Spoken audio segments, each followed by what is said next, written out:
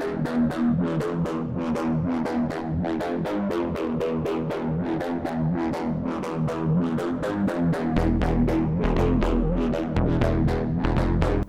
FMW was not even a thought, Onita made his return to wrestling in a match for a women's wrestling promotion. Though it is never held up as one of the greatest or most important moments, Onita never stopped trying to help out the women's wrestling scene, and his efforts in trying to be the first promotion to really embrace women on the same show as men in Japan is one of those efforts he made. The beginning of this would come in the form of Tarzan Goto's wife really taking the helm as being the top woman if there really was one. You would get several traveling women's acts who would come through, and some of the women would be a product of FMW's revolutionary dojo that was the first to have both male and female students being given a chance to come through and get on the same cards together. Onita's dojo would not impose any of the stringent rules that most of all women's promotions had, so it would attract many takers.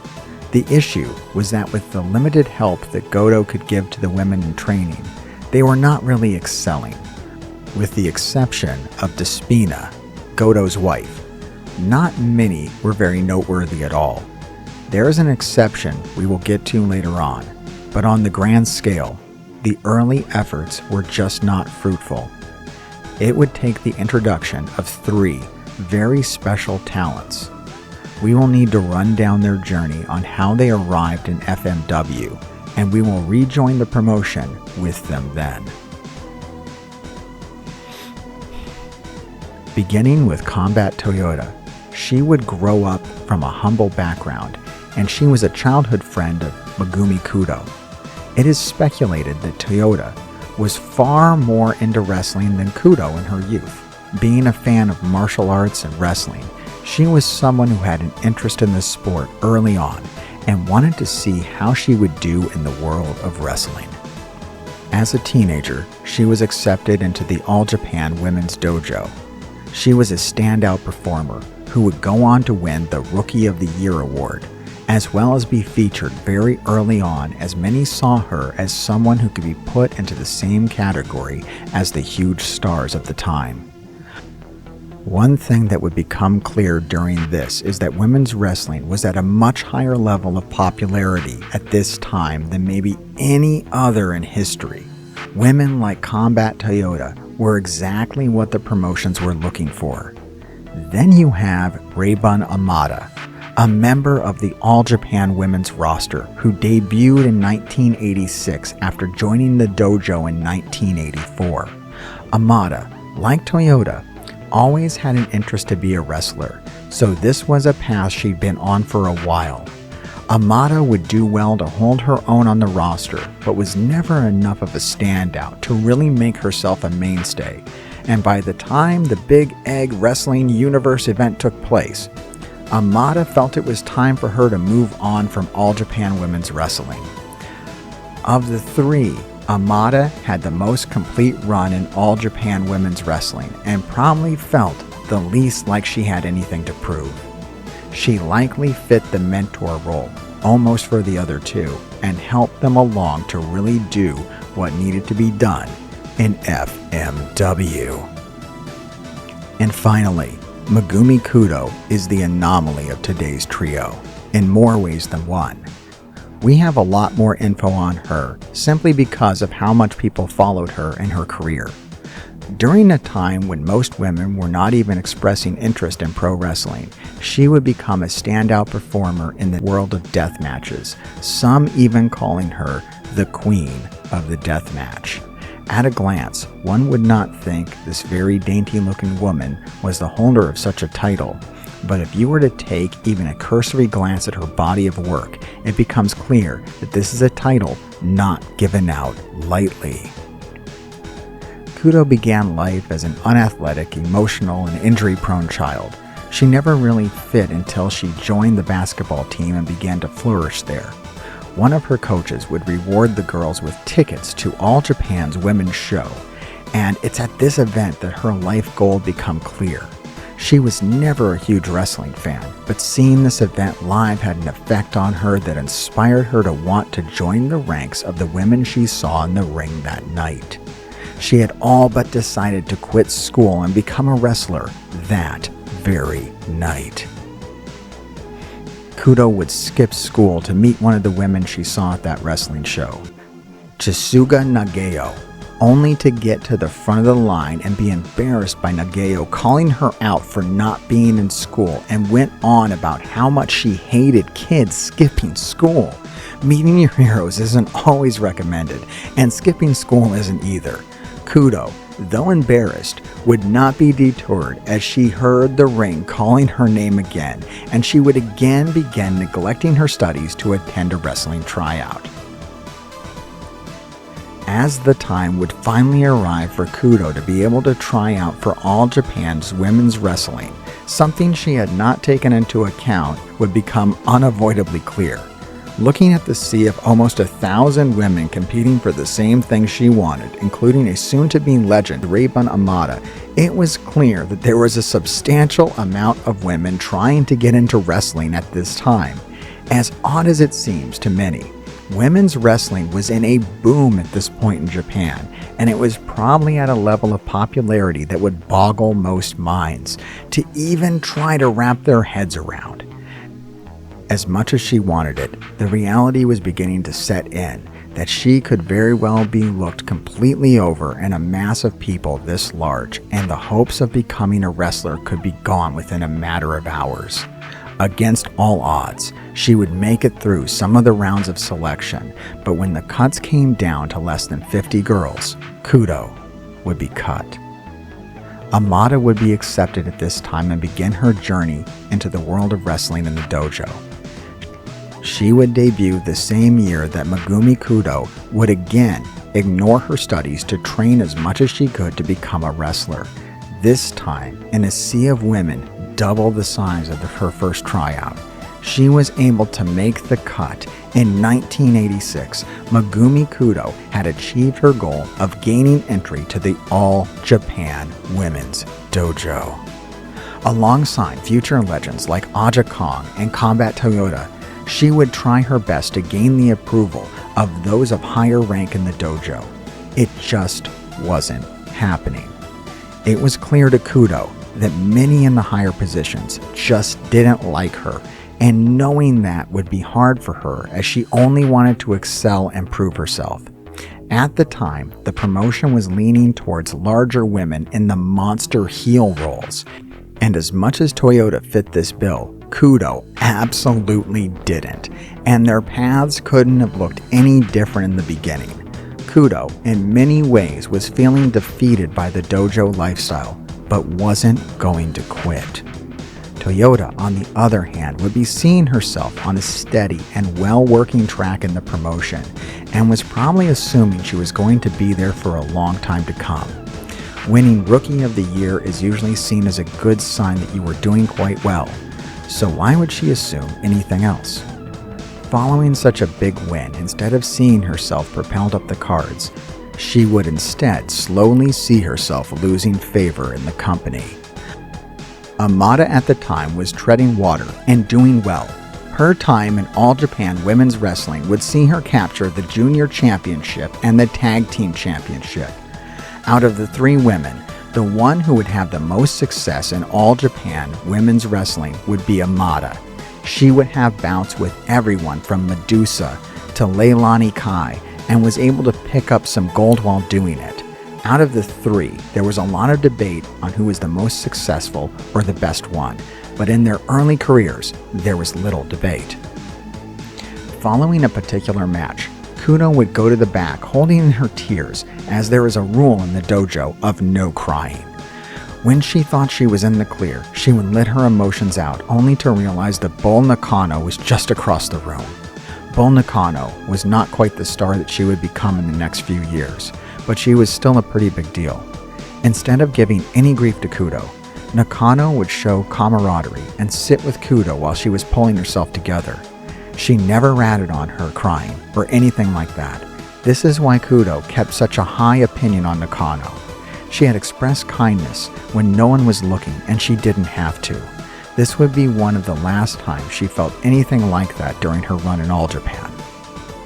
By 1988, both Kudo and Combat Toyota were floundering and just existing on the All Japan women's roster. And while in this state of not really getting much ground covered, Kudo would suffer a cracked sternum, and though it didn't prevent her from wrestling, it would severely hinder her abilities. Wrestling at a fraction of her abilities and constantly straining the injury, it was only a matter of time before she was forced to go to the hospital and was sternly warned that if she continued to put the amount of stress that had been on her sternum, it could possibly break and pierce vital organs. Kudo didn't heed the warnings at first and would be making daily trips to the hospital to get injections to be able to continue training through her pain and issues.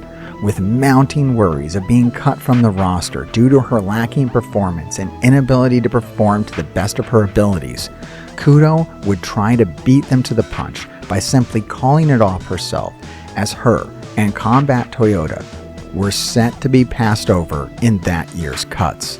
For Kudo, this leads to her retiring 2 years into her run in 1988. She saw too much working against her and may have been resentful, choosing to not follow wrestling for a while. Combat Toyota would join the workforce, assuming her days in the ring were over as well. Toyota is known for taking factory jobs around this time to make ends meet. Both women were not just believing they had much left to do or see in wrestling. Kudo would soon run through her savings and begin working a simple job before getting a call from Dump Matsumoto to help her with the stage production. The show would have some wrestling involved and wanted Kudo to help her with some of the choreography. This wasn't something Kudo really liked, but that's where our stories would intersect again, as she would reunite with Combat Toyota, who had also left wrestling at the time. They would work together briefly in civilian work, before Kudo would eventually attend an FMW show around 1990 at the request of a friend named Reibun Amada. Kudo knew who Onita was, and knew a little about FMW, but wasn't very familiar with what they were doing. When Amada and Kudo attended, they were completely blown away with how dreadful the women's wrestling on the card was. If we rewind a little bit, FMW had been trying desperately to incorporate women's wrestling into the undercard of their events. Onita felt women's wrestling was the right fit, especially since no one else was doing it at the time.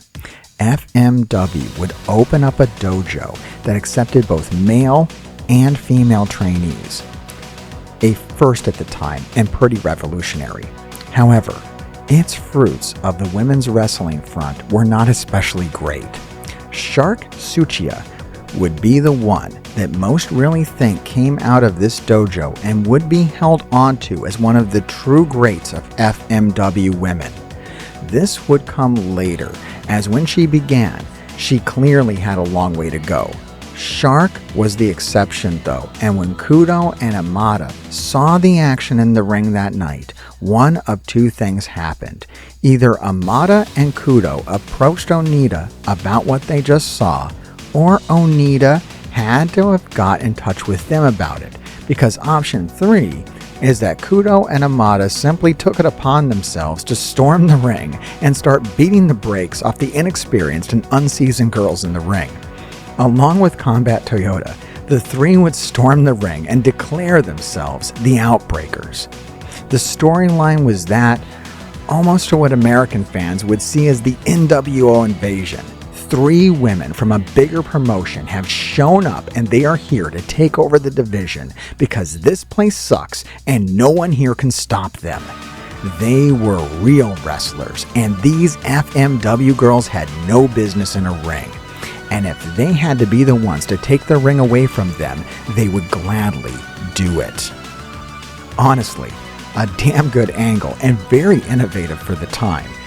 As much grief as Onita gets for some of his bookings, This is a pretty great way to build a women's division.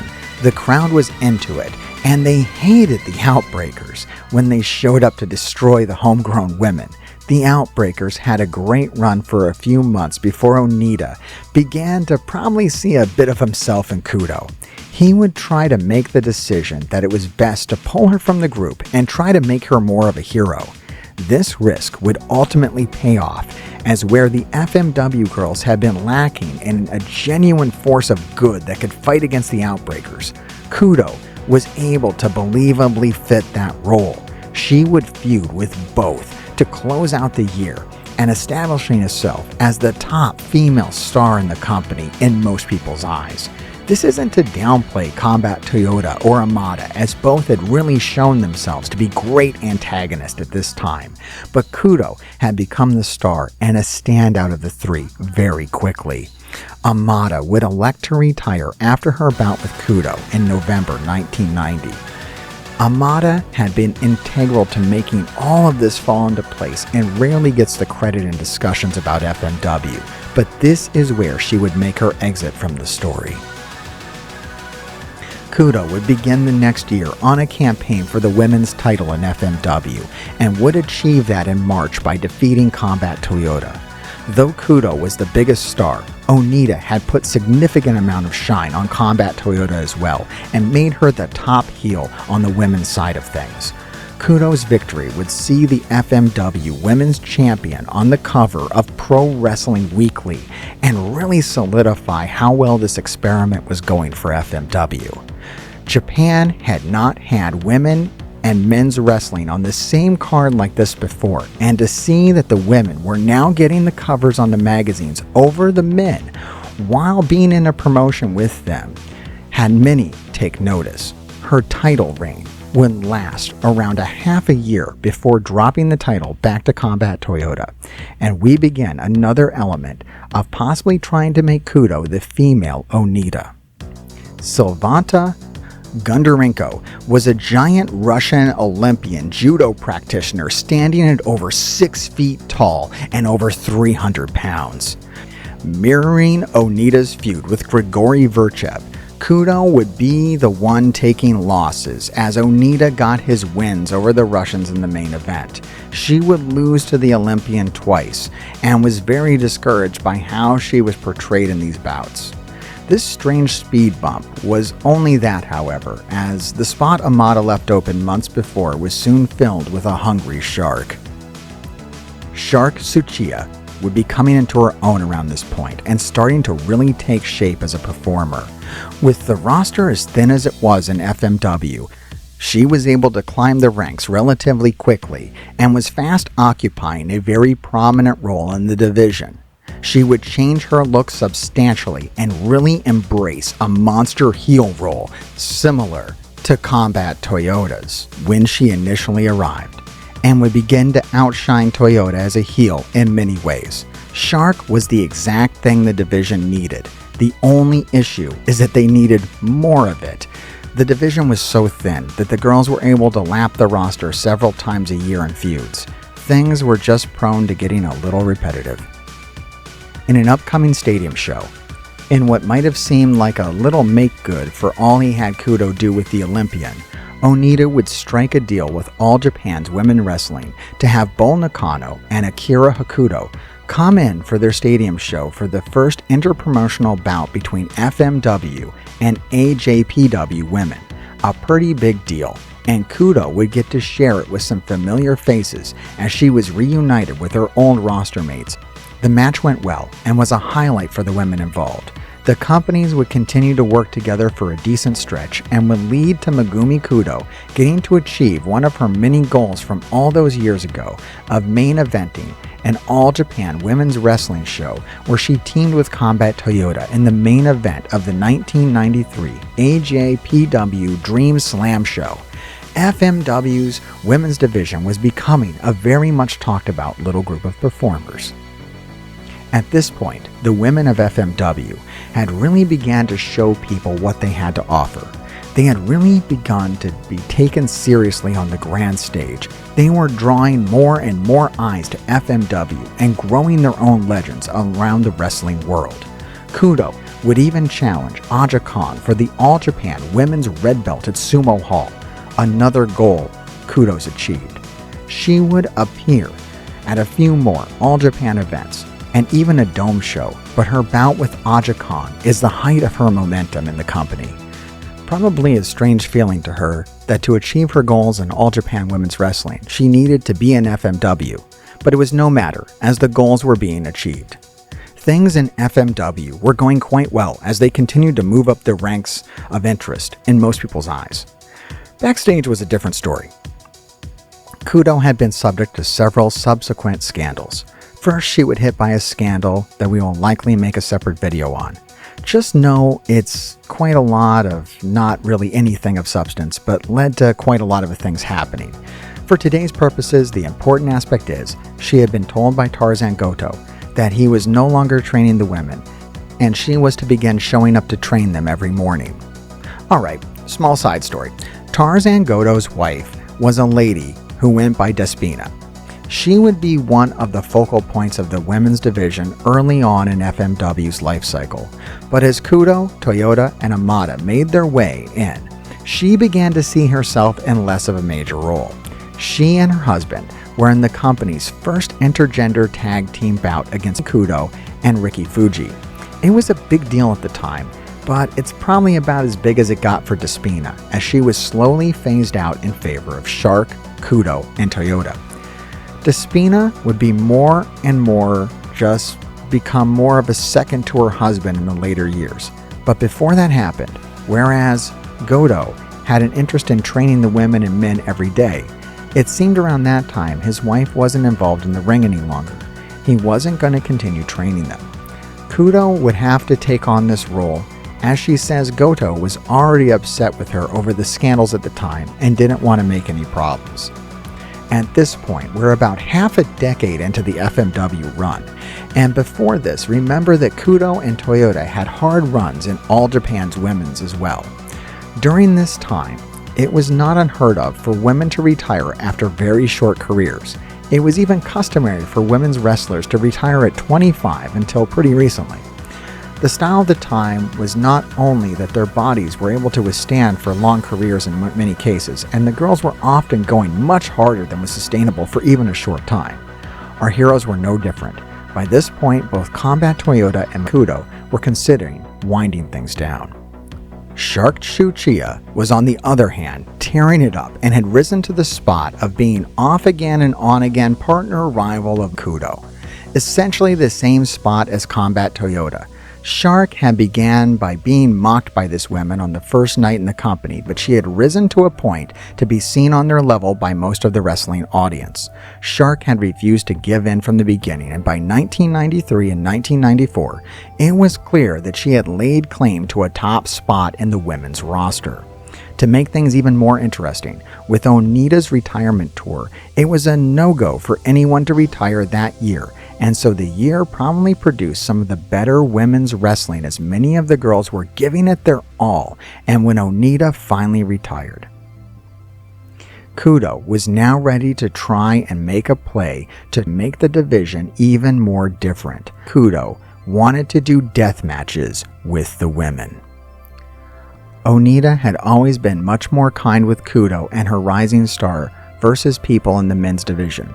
With Kudo, he just didn't see competition for the fans' adoration as he viewed her as FMW's attractive woman, and he was the badass on the men's side. It was the same dynamic as Stone Cold is thinking people being into Sable is cutting into his merchandise in 1998. It's just a different market. Onita and his run had inspired the women of the company to a great degree, and they too wanted to try their hand in the deathmatch space. Though many were reluctant after Onita left to get into deathmatch stuff, the women were pretty much given the go-ahead as again, they were seen as a totally different entity on the match cards. Many people have compared Kudo to the female Onita, and I've done it a few times, but when I really think about it, a much better comparison is that of her and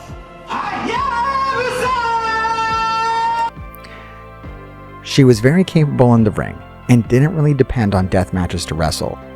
Busa at the time was experiencing some injuries of his own, so he could probably also sympathize with Kudo, wanting to be able to stretch out her career with a bit less athletically strenuous matches. This is another contributing factor, more than likely, as with Onita gone. Busa was helping Arai with a lot of ideas along with others, and Arai took counsel seriously. So a new age for the women was born, and it was maybe the most widely seen, the women's deathmatch era. If you remember a bit ago, we were speaking about how Shark had become off-again and on-again partner for Megami Kudo. This was the biggest off-again they had, and after a run as tag team champions, Shark would turn on Megumi in April of 1994, kicking off a bloody feud of death matches and no-holds-barred bouts roaring into 1995, and somewhat coming to a head in September of 1995 with the first women's barbed wire death match pitting Combat Toyota and Megumi Kudo against Shark Tsuchiya, Bad Nurse Nakamura, and Maya Sato. The match would be a bloody and violent bout that would leave Kudo with a crimson mask, and upon seeing this, in the back, Busa, who was trying to reel in FMW's image a little at the time, was taken aback. The women would not stop there though, as the death matches were only about to get bigger.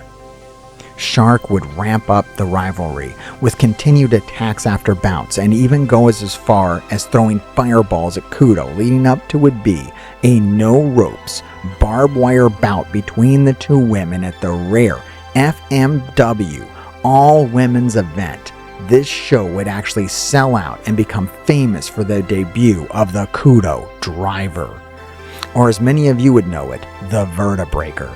The match is a violent classic and worth your time.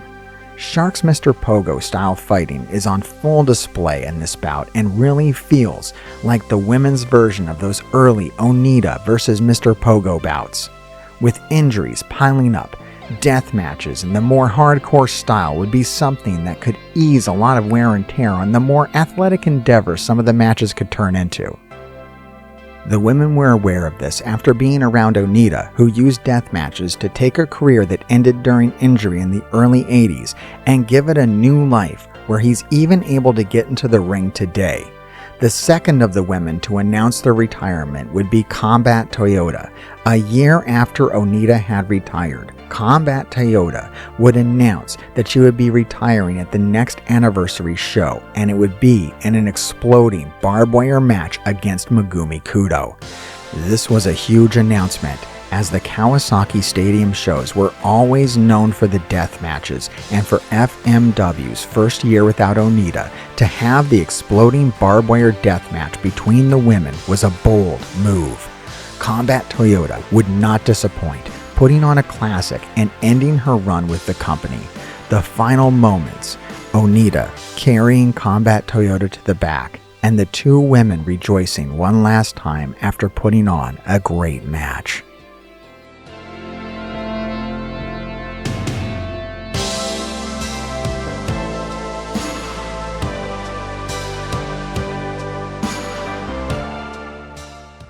We are now moving towards 1997, and Kudo was next to retire.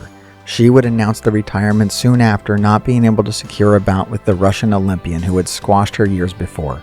Kudo, a bit like Onita, really wanted to settle up an old score, and would get into a little bit of a war trying to secure the main event spot, but that would be lost to Mr. Pogo, who would go on to break his neck in that very match he fought so hard to get into. During this time, Shark Tsuchiya had really become the female Mr. Pogo. She had accumulated injuries, but is phasing out of Combat Toyota, and now Megumi Kudo was happening. Shark figuratively smelled blood in the water. Her matches very much went up in intensity during this year, in particular, her title reign leading into Megumi Kudo's retirement match in Yokohama Arena in 1997.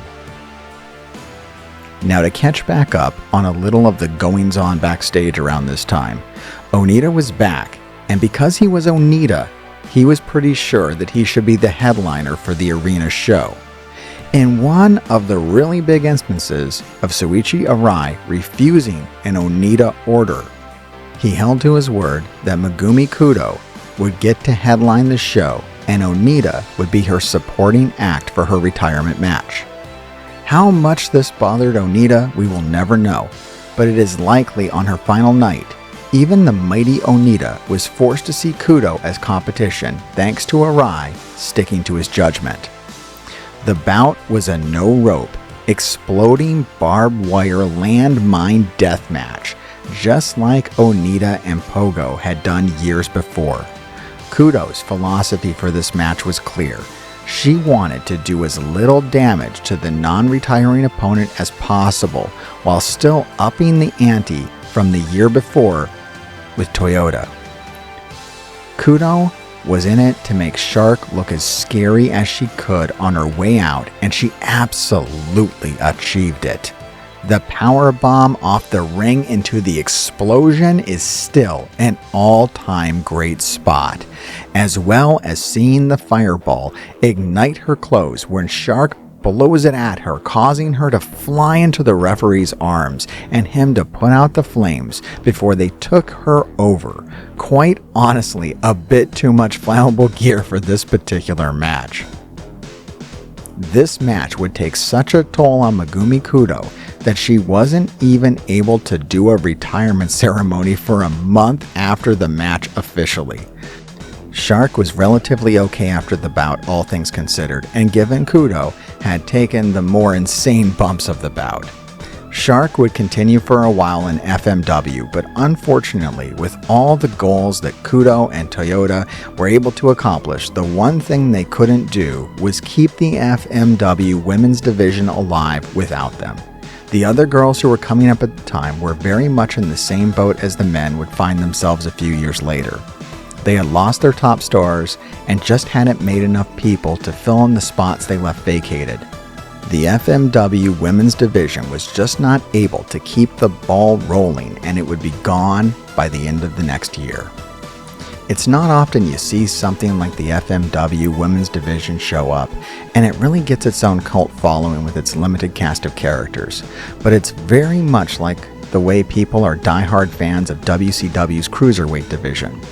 Though it wasn't given nearly the spotlight that the FMW women were given, it's still a very niche element of a bigger show that had its own truly dedicated fans who were there just for it. That is what made Onita's risk in the beginning so worth it. Even if it was just another match on the card for some, there would be others who would think it was the best thing on the show, and he would be able to let that flourish as he didn't fear it would ever be something that would outshine him. On Megumi Kudo's final day, she was able to show that the division had gone from being Onita doing them a favor to a main event over even himself. Put on top of that the overarching story of the division of Kudo, Toyota, and Amada showing up and beating the FMW girls because they were so terrible, including Shark Tsuchiya, only for Shark to be the one who used the FMW style tactics to rise up to the challenge and become truly comparable to those who came in to run her out of the industry. The story was told over several years, and I'm not sure it was emphasized in the retirement bout that Shark had become one of, if not the, most brutal foe that Kudo had to deal with in her entire run. And she had began as nothing but someone Kudo, Amada, and Toyota had come into thinking they could simply step on and kick out of the business and take the division for themselves as the Outbreakers. It's a pretty great story, all things considered. Would it have helped to have some more depth to the division? Have a few more names? Had this or had that? Absolutely, but I'm glad we did have what we had, flaws and all. The division was worth having and deserves a spot in history. There has been nothing really similar since. Can you really prove that the FMW women's division was special? That depends.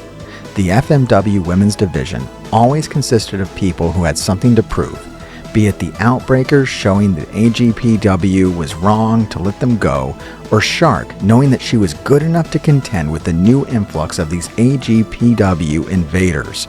The division was the story being told in spite of not being believed in, and on the last day the FMW women's title was defended, not even Onita himself was able to take back the spot they had earned on the card. From where I'm sitting, I think those ladies were probably something very special indeed.